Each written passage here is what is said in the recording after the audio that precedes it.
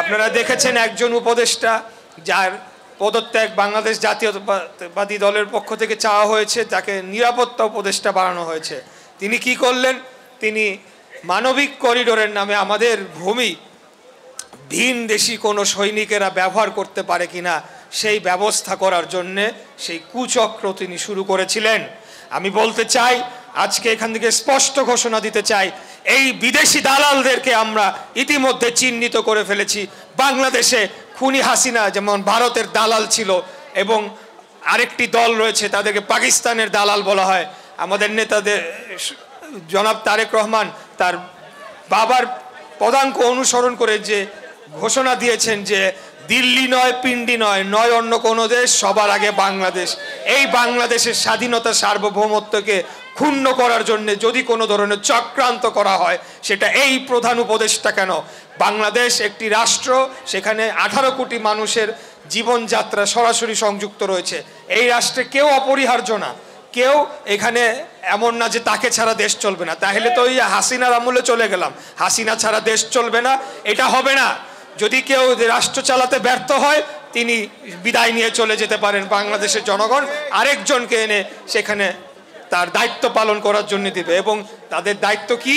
এই অন্তর্বর্তীকালীন সরকারের দায়িত্ব একটাই, এটা হলো একটা সুষ্ঠু, সঠিক, গ্রহণযোগ্য লেভেল প্লেইং ফিল্ডের মাধ্যমে নির্বাচনের অনুষ্ঠান করা এবং নির্বাচিত সরকারের কাছে ক্ষমতা হস্তান্তর করে তার প্রস্থান ঘটানো। আজকে সংস্কারের কথা বলে নির্বাচনকে পেছানোর চক্রান্ত করা হচ্ছে, আজকে বিচারের কথা বলে নির্বাচনকে পেছানোর কথা বলা হচ্ছে। বাংলাদেশের সবচেয়ে গুরুত্বপূর্ণ সংস্কারটি করেছিলেন শহীদ রাষ্ট্রপতি জিয়াউর রহমান।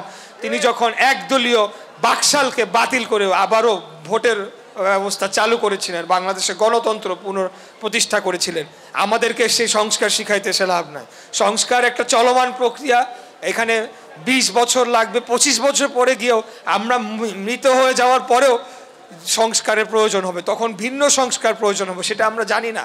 অর্থাৎ এটাকে মুখোমুখি করা মানে বাংলাদেশকে আবারও মানুষের ভোটের অধিকারকে পিছিয়ে বাংলাদেশকে ভিন্ন কোনো পথে দীর্ঘমেয়াদে ফেলে দেওয়ার চক্রান্ত করা।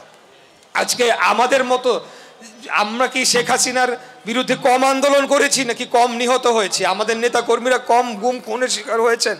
আমরা তার বিচার চাবো না, আর অন্যরা নতুনরা এসে তাদের বিচার আমাদের চেয়ে বেশি চাবে, এটা বললেই হবে? এটা কোনোদিনও না। আমরা খুনি হাসিনার বিচার চাই। সবার আগে আমরা তার প্রত্যেকটি হত্যাকাণ্ড এবং ছাত্র জনতার গণ অভ্যুত্থানে যে নিরীহ ছাত্র জনতার উপরে গুলি চালিয়ে যে হত্যা করেছিলেন, সেখানে শুধু ছাত্রদের মধ্যে সীমাবদ্ধ ছিল না, সেখানে শ্রমজীবী মেহনতি মানুষ, সেখানে রিক্সা চালক, ভ্যান চালক, অটো চালক, তারা নিহত হয়েছেন। সেখানে শিশু বাচ্চারা, তারা তার মায়ের কোলে আন্দোলন দেখতে গিয়ে তারা নিহত হয়েছেন। মহিলারা নিহত হয়েছেন, মাদ্রাসার ছাত্ররা নিহত হয়েছেন, 5 বছর বয়সী স্কুল পড়ুয়া ছাত্র থেকে শুরু করে ইউনিভার্সিটির ছাত্ররা নিহত হয়েছেন, প্রাইভেট ইউনিভার্সিটি, পাবলিক ইউনিভার্সিটির ছাত্ররা নিহত হয়েছেন। অতএব এখানে এখন যদি কেউ একদল এসে কৃতিত্ব দাবি করে, ওই হাসিনার পথেই চলতেছে, একমাত্র বলে আওয়ামী লীগ, শেখ মুজিব দেশ স্বাধীন করছিল 71-এ, আর কেউ মুক্তিযুদ্ধ করে নাই, ওই একই লাইনের কথা এরা বলা শুরু করছে, একমাত্র তারা আন্দোলন করছে, আর কেউ করে নাই। আমরা আন্দোলনের সূচনা করেছি। এই বাংলাদেশে বিএনপি বৃহত্তম গণতান্ত্রিক রাজনৈতিক দল হিসেবে সকল রাজনৈতিক দল এবং শ্রেণী পেশার মানুষকে সাথে নিয়ে আমাদের ছাত্র দল সহ সকল অঙ্গ সংগঠন এই আন্দোলনে সরাসরি জীবন বাজি রেখে যুদ্ধ করেছে। ইতিমধ্যে যেটা আপনারা শুনেছেন, যাত্রাবাড়ি থেকে শুরু হয়েছে। প্রথমে যখন ঢাকা ইউনিভার্সিটি দখল হয়ে গেল, ছাত্রদলের ছেলেরা গিয়ে সেখানে মারামারি করছে। এরপরে যাত্রাবাড়িতে আন্দোলন হয়েছে, উত্তরাতে হয়েছে, মিরপুরে হয়েছে, রামপুরাতে প্রাইভেট ইউনিভার্সিটির ছাত্রীরা নেমে এসেছিলেন। সেগুলোকে আমরা ভুলে গিয়েছি? সেগুলো বাংলাদেশের জনগণ ভুলে যায় নাই। আমরা খুব স্পষ্ট ভাষায় বলে দিতে চাই, আমরা দূরদর্শী একটা চক্রান্ত দেখতে পাচ্ছি এবং কোনো না কোনোভাবে নির্বাচনকে বানচাল করে দেশে একটা অস্থিরতা সৃষ্টি করে এই ভিন্ন প্রক্রিয়ার মধ্যে বাংলাদেশকে নিয়ে যাওয়ার একটা চক্রান্ত চলছে। সেটা আমরা কোনোদিনও বাস্তবায়ন হতে দেব না। শহীদ রাষ্ট্রপতি জিয়াউর রহমানের আদর্শ এটাই ছিল যে সবার আগে বাংলাদেশ রাষ্ট্র হিসাবে মাথা উঁচু করে দাঁড়াবে এই দক্ষিণ পূর্ব এশিয়ার অন্যতম শক্তিশালী রাষ্ট্র হিসেবে গড়ে তুলবে। এটাই আমাদের প্রতিশ্রুতি এবং আগামী দিনে যে কোনো মূল্যে বাংলাদেশকে একটি গণতান্ত্রিক রাষ্ট্র হিসেবে প্রতিষ্ঠা করা আমরা দৃঢ় প্রতিজ্ঞাবদ্ধ।